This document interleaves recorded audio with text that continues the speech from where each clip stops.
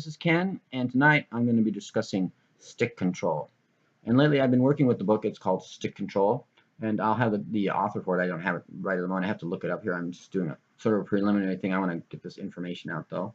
And stick control, you're basically somewhat redundant. You're just going back and forth, and most of it's on the snare drum. And the first clip I've chosen I did quite recently, I think about 2 months ago. So I'll be mostly on the snare drum on this episode. And this is my third video on this type of thing, drum instructions. And here it is.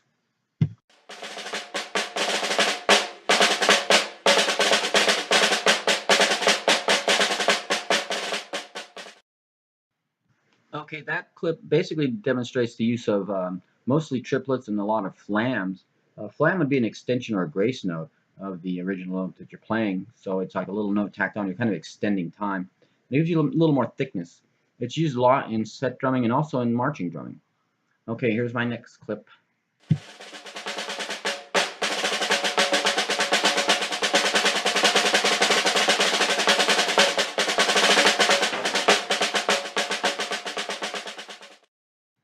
In that track, I'm doing a lot of motion back and forth between the two hands, which are a lot of, once again, triplets. They're used quite a bit in drumming, and also a lot of press rolls, which are used a lot on marching drumming, but also on set. With set, you're using more open rolls, which you would extend the length of the notes. So you don't use the press roll as much on set drumming. But here's my next one.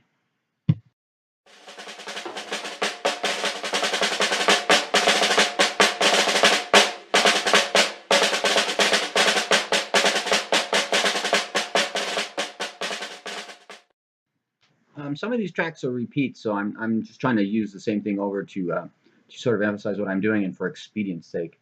But that uses a lot of that track uses a lot of four-stroke roughs, which are rolls that are sort of both hands going in between each other. I'm going to do a whole series of these, so I will go into more depth later on down the line.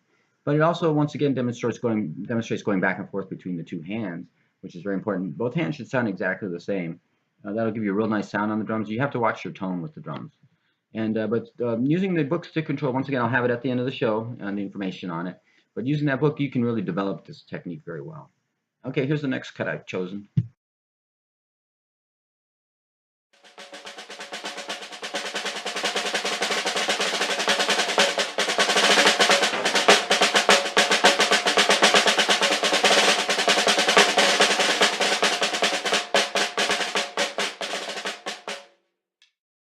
Okay, that clip basically demonstrates a lot of actually slowing your playing down. The slower that you practice and play at, actually the more smoother your playing will be and the more speed you'll develop. That's the way to really develop your speed, is by playing slowly rather than quickly. You need to emphasize that both hands, once again, should sound exactly the same. And it also shows going back and forth with triplets used in the left and right hand with a 1 and then a 2 pattern, triplet-wise. And then going back and forth and reversing with both hands. And they use that a lot in what are called rhythmic cues, and also in the paradiddle, which are two. The paradiddle especially is one of your most important rudiments, which goes back and forth between the hands, and it incorporates all aspects of drumming. So that's a very important rudiment. Like I say, I will do more on this later down the line, so I wouldn't get too intimidated by it. It sounds really difficult. It does take quite a few years, though, to develop this. It's not something that you're going to learn overnight. So, practicing every day is very important. Okay, here's my next clip.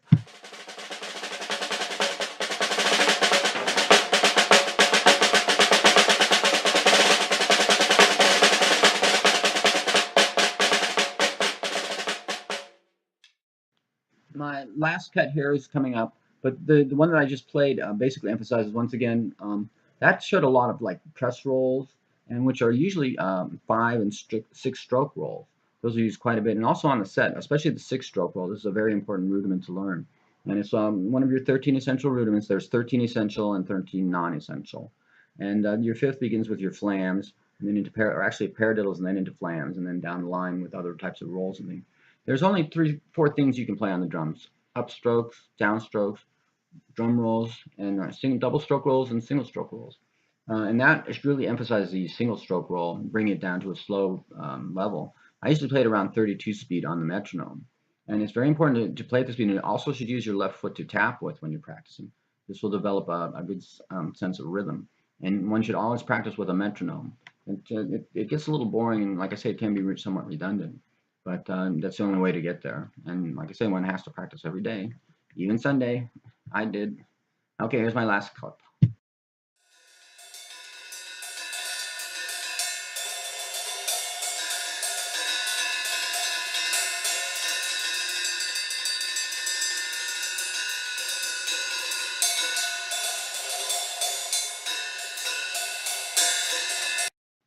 Okay, in this last cut or the one I just demonstrated, I'm taking these rudiments and then I'm playing them on the cymbals, which actually a lot of ways you can accent your playing more on the cymbals. They come out a little bit clearer.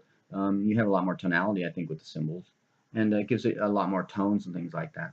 So this was meant to be just a general overview. I'm not exactly trying to delve into the rudiments that much here. I'm just sort of giving a general description of what they do. But as I say, there's really just four things you can play on the drums: upstrokes, downstrokes, double stroke rolls, and single stroke rolls. These four aspects incorporate every part of the drums. By learning these and practicing them every day, you'll develop to quite a high level of playing very quickly. In fact, in about a year, you can be at an extremely high level of playing. And you should also learn to read music. It's very important. It's a lot easier for the person to disseminate the information to the student that way.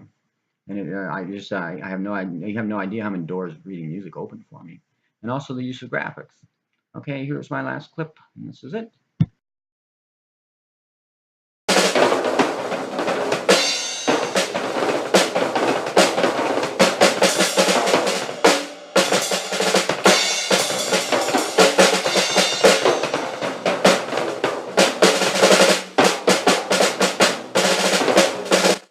And in the last track, I'm basically taking the rudiments and then going to the drum set and then applying them, which I would do. I'd practice in the morning for several hours on the rudiments, and then I would in the afternoon I would practice on my set, and then I would apply the rudiments to the drum set, and then I'd go out that night and play with my band, usually either practicing or we'd have a show.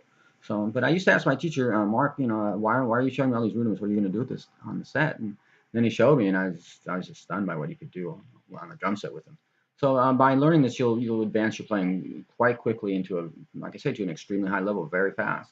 It's the quickest way to get there, but it can be somewhat tiring. Well, I wouldn't say tiring, but it can be a little boring at times. But that's the only way to get there. Anyways, that's the end of this one, and I hope it's instructional and I hope it was interesting. Anyways, thank you and thank you for viewing. Okay.